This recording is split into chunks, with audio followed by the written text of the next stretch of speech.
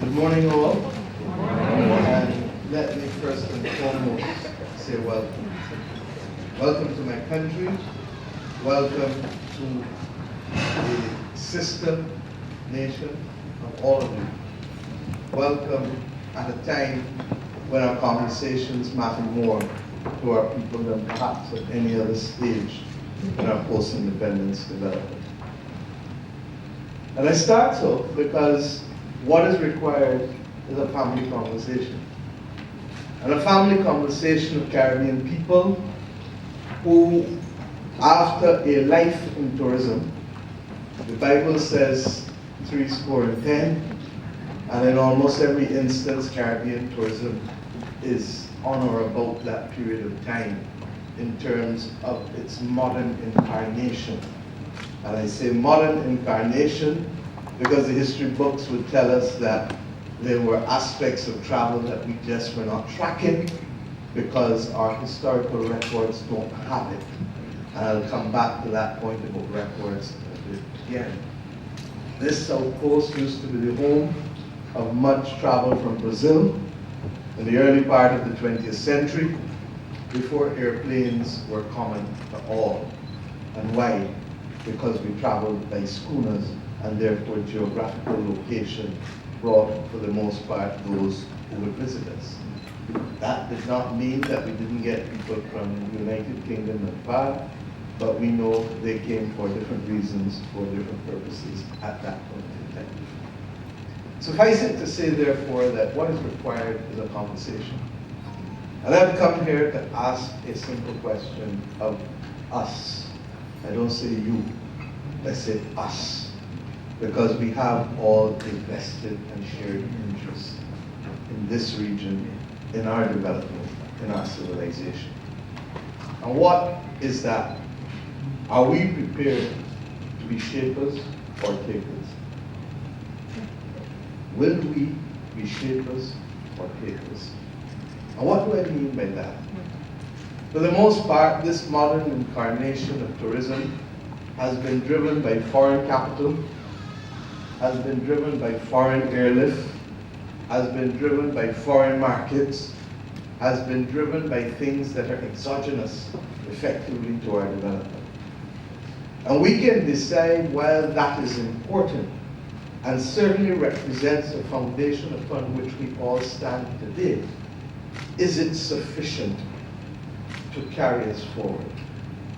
And if it is not sufficient to carry us forward, at what point do we pause, reset, recalibrate?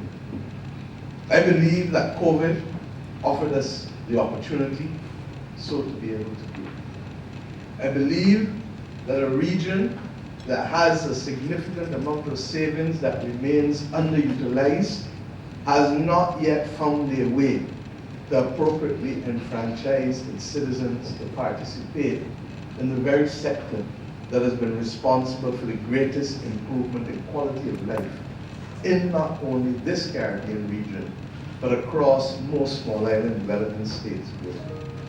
If you look at the development trends for those nations that are heavily invested in commodities and minerals, regrettably, the improvements in the quality of lifestyle have not come close to the improvements in the quality of lifestyle that the services sector has brought to most small nations globally. And that is perhaps why we have taken comfort in using a model where we are takers and not shapers. Because the immediate benefits to the average Caribbean person have been far greater than it would otherwise have been if we focused purely on extractive industries dealing with commodities. But that has carried us as far as it probably can. How many people cried when you saw the bankruptcy of a foreign tour operator with monies owed to hotels across the region? How many people continue to cry when the pandemic came, when people who asked you to extend credit to them simply were not paying in time, and to be able to allow you to settle your own obligations to bankers, staff, and others. These things caused many of us pause and think. In addition, this thing here created new opportunities in a way that over the course of my career in public life, I have seen the shift in tourism marketing to be able to allow for a far more laser-like approach with respect to being able to have persons come to us. The power to reach people has never been greater. But what do we have to reach them with? Do we control sufficiently in a coordinated manner and an efficient manner the airlift within and across the region? And please let me excuse government from the only responsibility in this area, because governments, by the same token, were the only entities capable of carrying countries during almost 3 years of decline as a result of a global pandemic. When enterprises could not carry themselves, when banks could not extend sufficient credit, who was it that kept workers and enterprises alive? It was governments. Respectfully, therefore, the fiscal room that is available to governments to do the major heavy lifting is simply not there if people are going to be honest. One of the reasons why we have been promoting the Bridgetown Initiative for fairer, for lowering and leveling the cost of debt between the global south and the global north has to do with the fact that many of us have countries who are heavily indebted, not because we want to be, but because the cost of carrying development, especially in the post-independence era, if we are to be fair to our people, has been good and great. But the truth is that, and we can't see development without the incurring of debt, no more than the individual can build a house without incurring some form of debt unless they're born with a golden spoon. The reality is that we have, therefore, to see how better to mobilize capital and investment within this region. What are the facts? Caribbean people remain happy to deposit their money in banks at 0.001%, effectively paying more bank fees than receiving any return on the monies that are invested in banks. Have we therefore exhausted the opportunities for the mobilization of capital and for the financial instruments necessary to mobilize that capital to invest not only in accommodation but attractions? Remembering that if the governments don't invest in infrastructure, then the quality of the experience of your visitor will be severely undermined in visiting the countries. From roads, to water, to electricity, to all other aspects of coastal preservation, especially in this climate crisis world. So how best do we create the investment proposals to be able to allow our accommodation sectors to be modernized and to keep up with other areas of the world where money is no option and who have come recently to the tourism game? The reality is that people have choices and people will exercise those choices.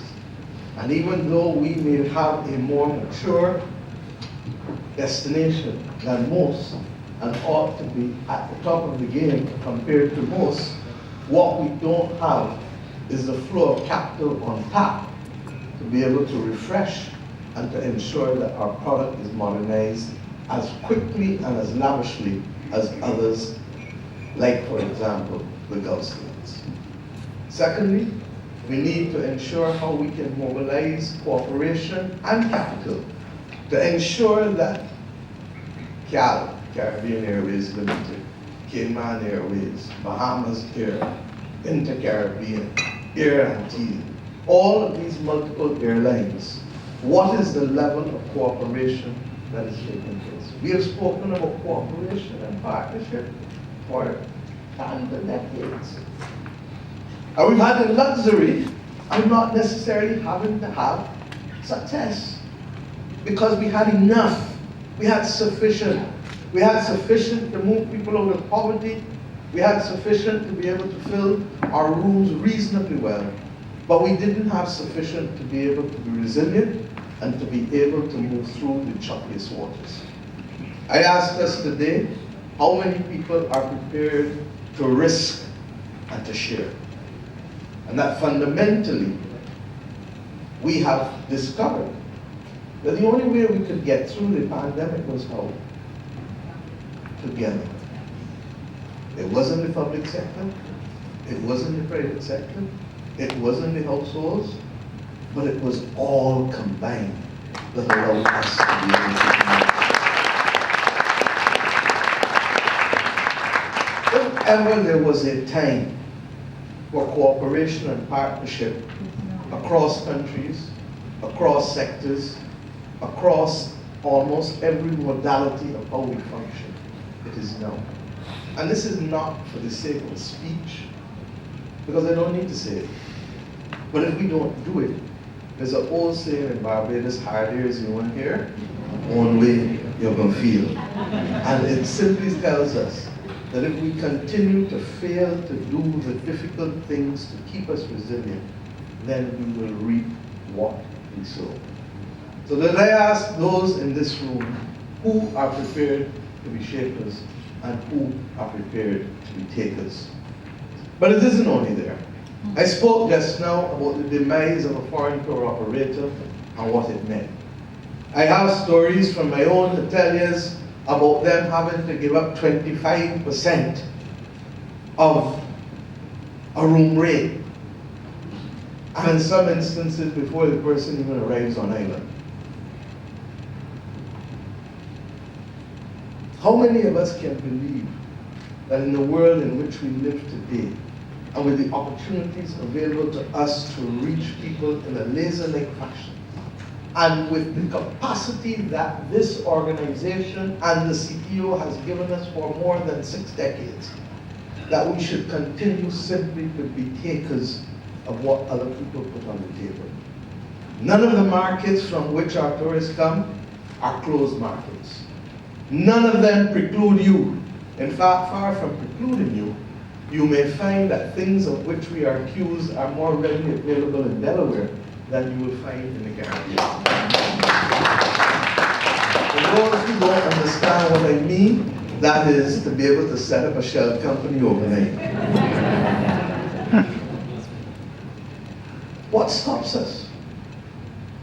The only thing that stops us, and the only thing that stops the G7 countries from giving us a better deal for long-term financing, it is the will to do so. It is the vision in the mirror.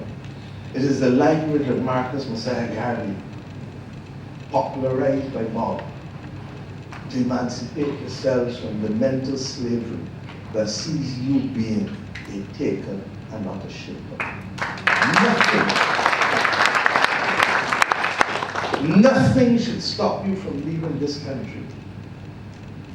Nothing should stop you from leaving this country without agreeing to form a major Caribbean tour operator that is capable of managing resources and managing immediately. And why do I say so? We've already established how easy it is to form companies. You already have the contacts.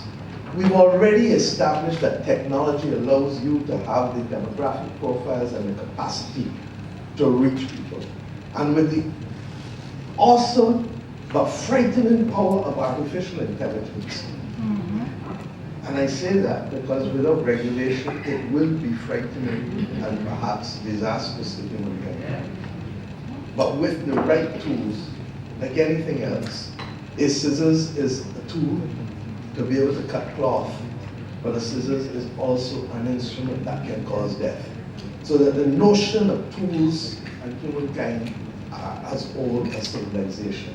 How we choose to use it is what matters. And that is why morality and anchoring ourselves in a moral struggle matters always. But I go back to the point.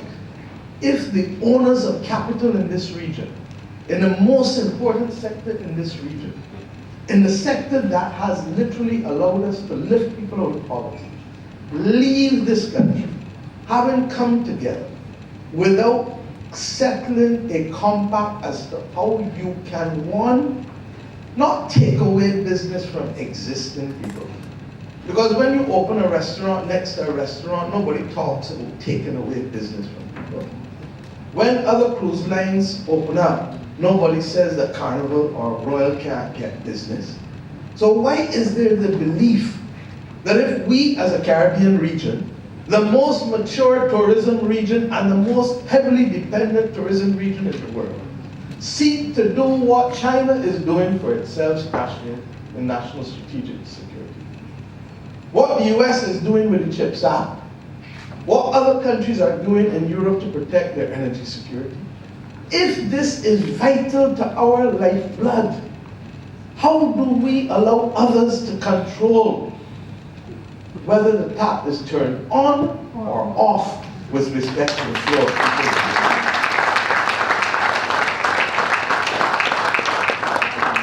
And how do we believe that prosperity only exists in the North Atlantic? We heard enough today to let us see that Latin America, and I've told you at the beginning of my speech, that we may well only be going back from where we started. We don't have large numbers of Caribbean people in Central and Latin America by accident. We have them there because the traffic actually moved there. And there's more family connections than many of us are prepared to acknowledge, especially if we go into a DNA exercise. Earlier this year when SILAC met in Buenos Aires, we went to the top restaurant in Buenos Aires.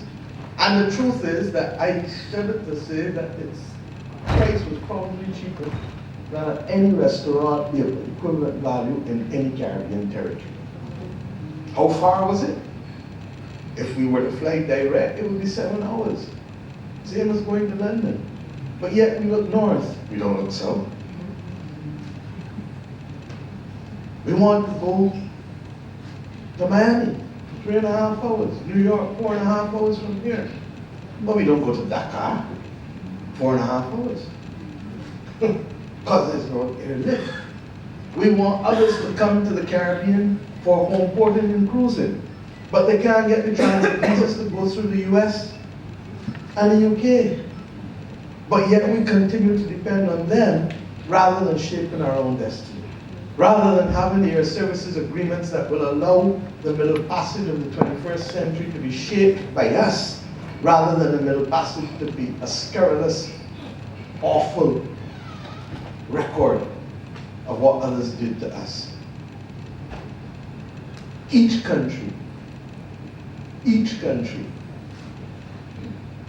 has the capacity, whether as an independent sovereign nation or even as an overseas territory, in control of their domestic matters, to be able to shape tourism for the second time, this time on our terms.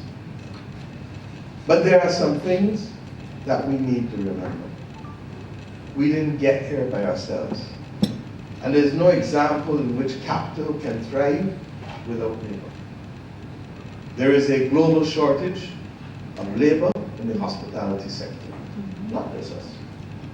And it is understandable because the numbers, just like our own numbers in our company data, as I said, are underestimated.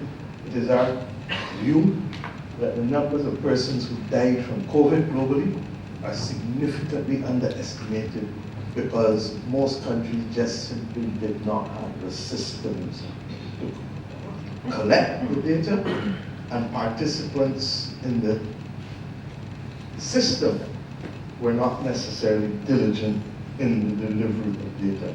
That is a fact. But when we look at what happened in COVID, even with the accepted numbers of who died and whose livelihoods were affected, study your head. You used to work in the hospitality sector, but your mother who used to keep your children passed away in COVID, and then nobody else to keep them. And when you do the numbers on the daycare, the transport, and with the 3 children that you got, it don't make no sense to be working on sociable hours because there ain't nobody to keep the child.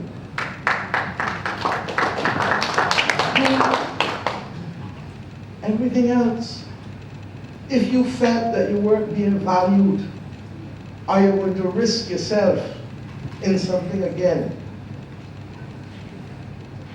we have to change, and I've asked for a national conversation this month actually, between labor and capital with respect to tourism and hospitality workers. Yes. And we need a regional conversation.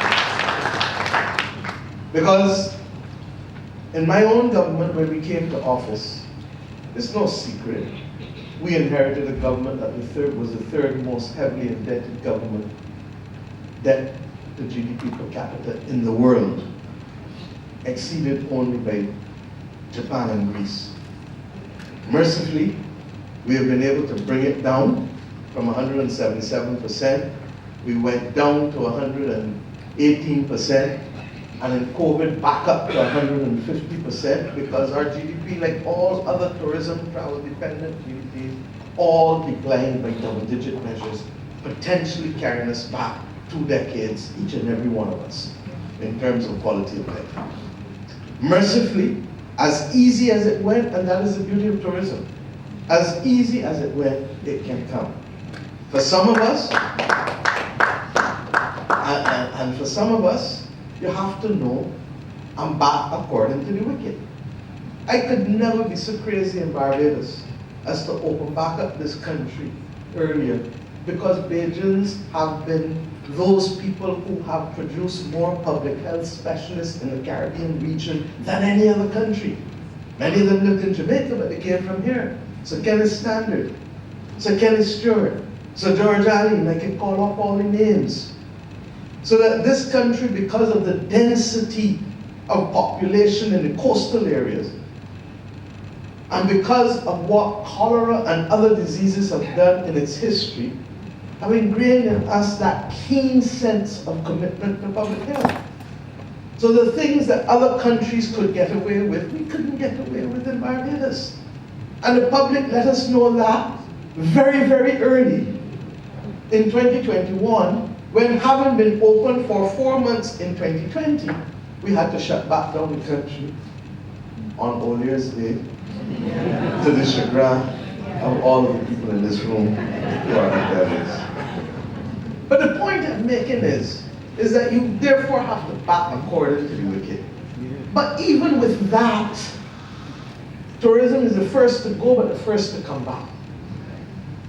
And therefore, what is required from us is an understanding of how we share the burden, but share the bounty.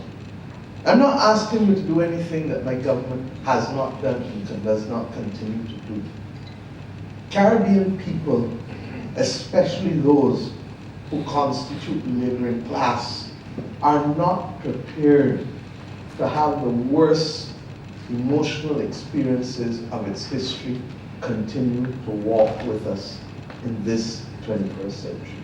Right. That is a highfalutin way of saying people need to be treated with respect. Right.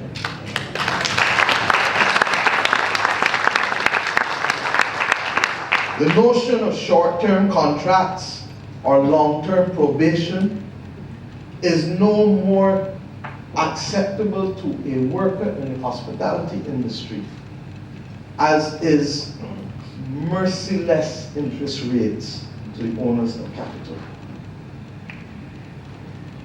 Each of you face challenges and constraints, and each of you must find a way of working together to share the burden and share the bounty. And it starts first and foremost with respect, and then tangible sharing in ways that incentivize people to be the best and to do the best. It brings me to the broader point that that experience during COVID taught us that we have to also rethink and reimagine our relationship, and I don't use the word tourism anymore, but with the hospitality sector. all of us are people required in our nations to greet people and treat them as if they come home at us. And that means that from the airport right back through to every visit, to every person, we are all required to be the chief host or hostess. At the same time, we as hoteliers, and I say we because most of our governments have stakes in some form of hotel establishment or not, whether directly or indirectly, have to have a different perspective. And there are some uncomfortable topics that we need to address in the region. Persons of color who visit the region very often are still not treated in the same way as persons who traditionally face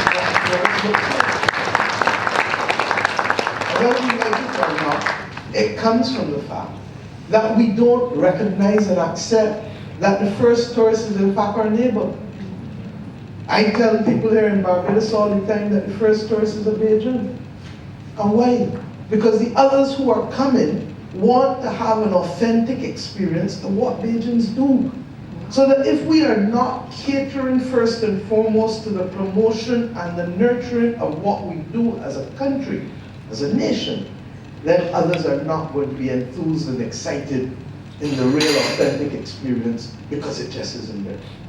So that all in all, the rethinking and the re-engagement must take place not just with our workers, but with our citizens. I leave you this morning with these few thoughts, because if you don't summon the courage to claim your destiny, then you will continue to be victims of a globally uncertain world. The world is not going to settle in a hurry. And it didn't 100 years ago. So don't believe that anybody's unfairness in a way that is unusual. I remind us that in 1914, when the Great War started, it started with already concerns about geopolitical stability before it actually started. And it continued, not ended with the end of World War I in 1918, but then you had the Spanish flu. And then you went into the excesses that came with getting over the pandemic, which led to a consolidation of wealth, which led to a diminution of opportunities for ordinary labor, which led to the Great Crash, which led to the rise of populism, fascism, and a direct route into World War II.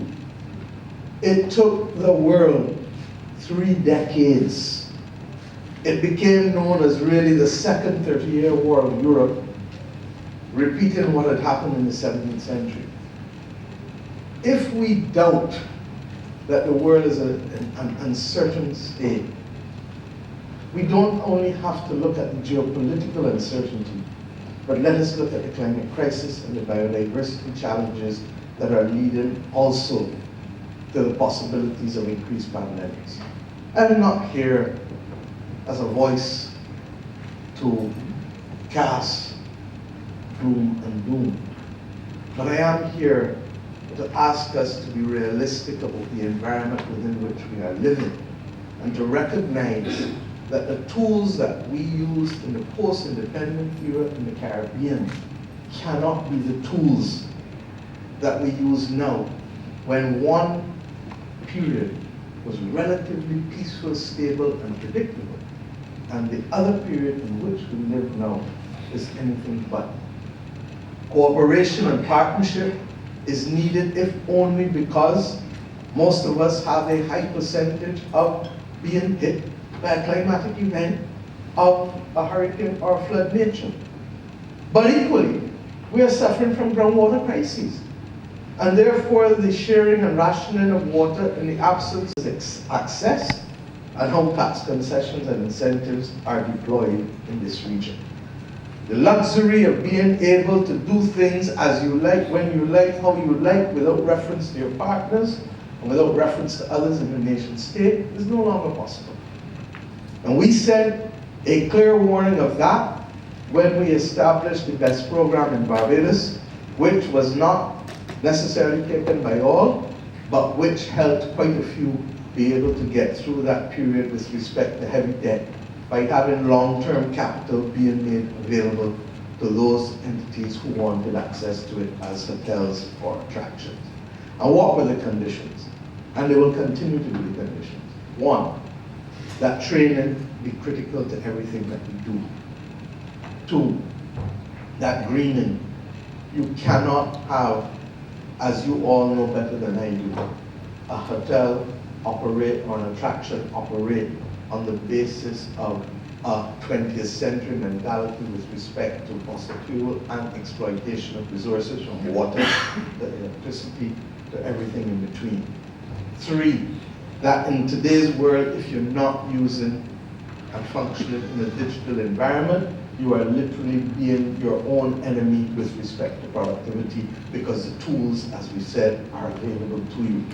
Fourthly, that you need to be able to create synergies, as you said, Madam, and not just talk about it, because we've been great at talking about it because we've had the luxury of a ship from Miami every week with fresh produce.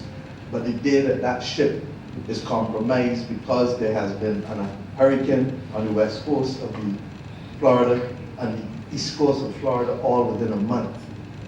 In the same way that we were told last year after the hurricane hit Puerto Rico that we could no longer get natural gas supplies from Puerto Rico. In the same way that we had export restrictions placed on us with respect to ventilators in the height of the pandemic.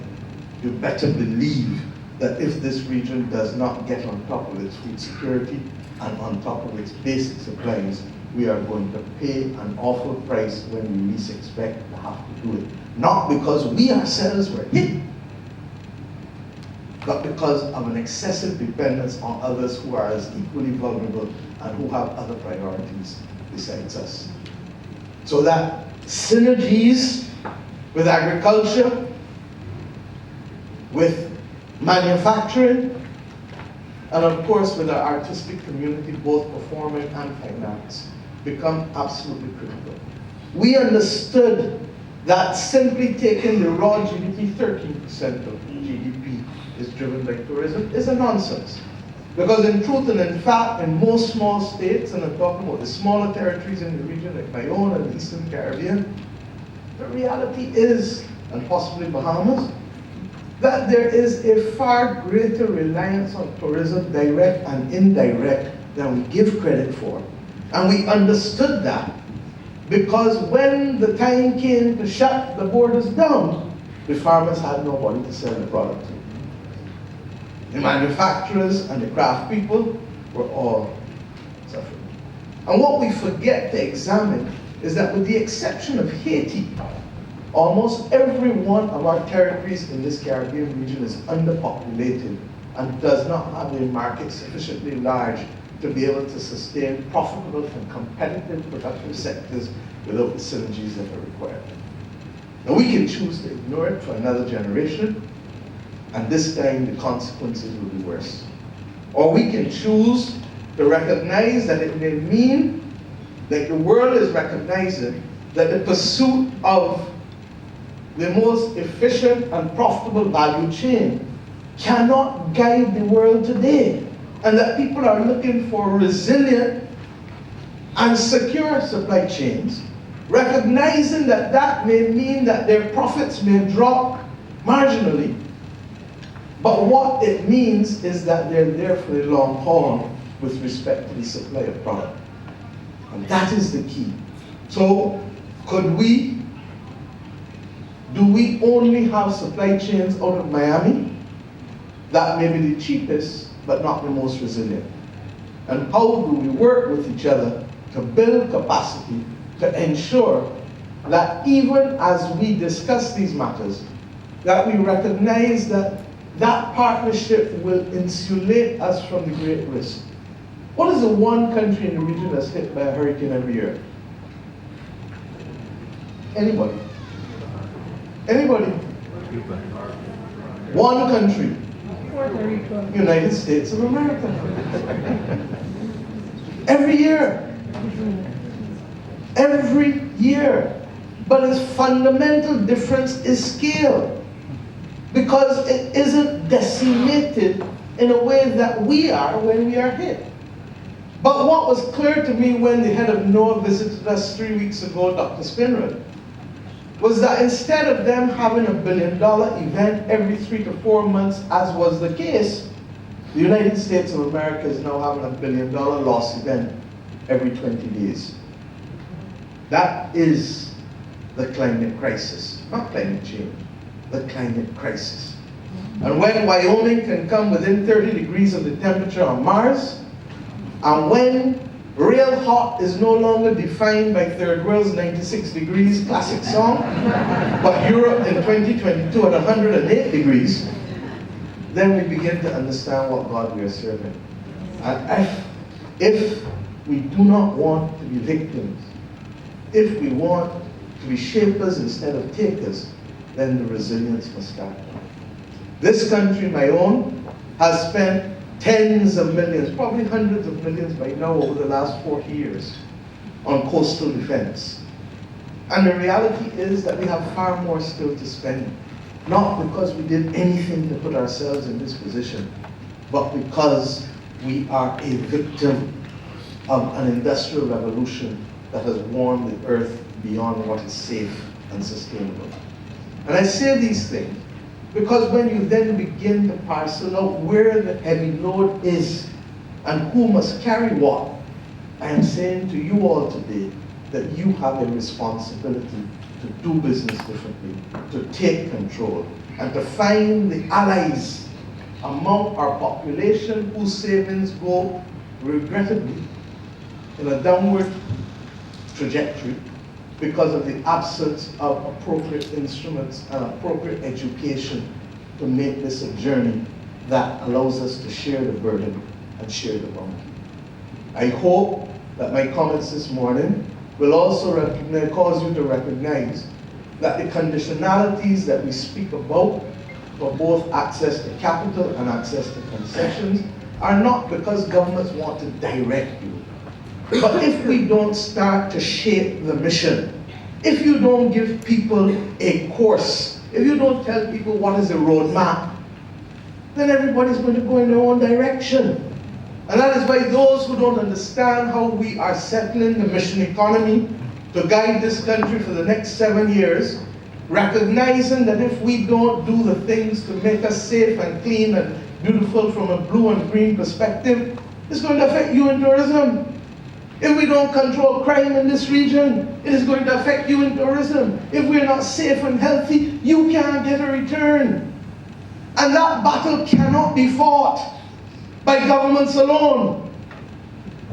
And it cannot be fought by the population unless the roadmap is set out. And those who feel it is blah, blah, blah will suffer from but.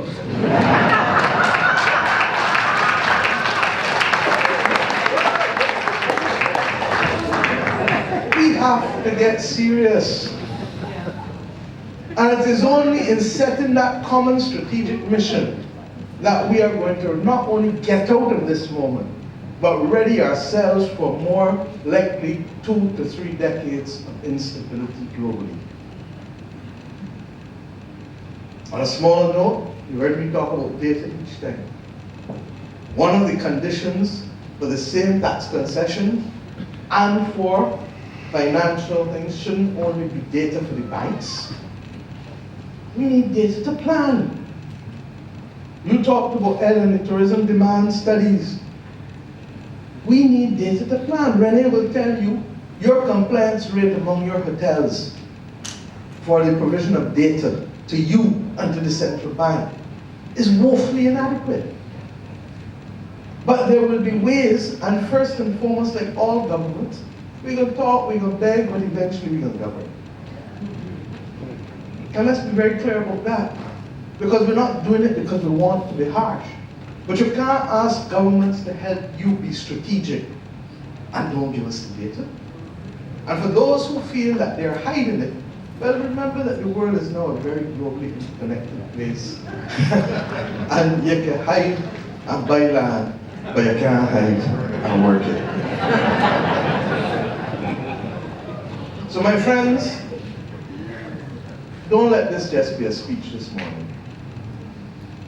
Let this motivate you all in this hotel here.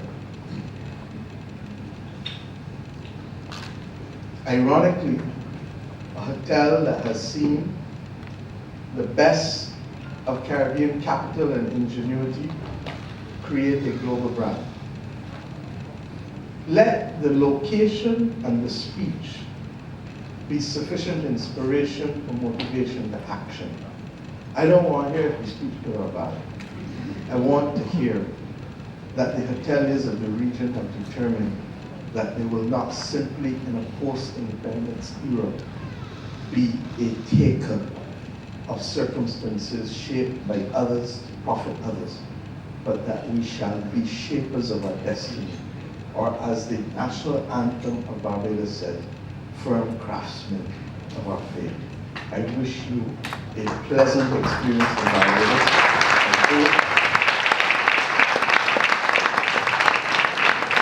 I hope that many of you will return, because, as I said earlier, a tourist is not just simply a North American or a European tourist. The first tourists are us. Thank you.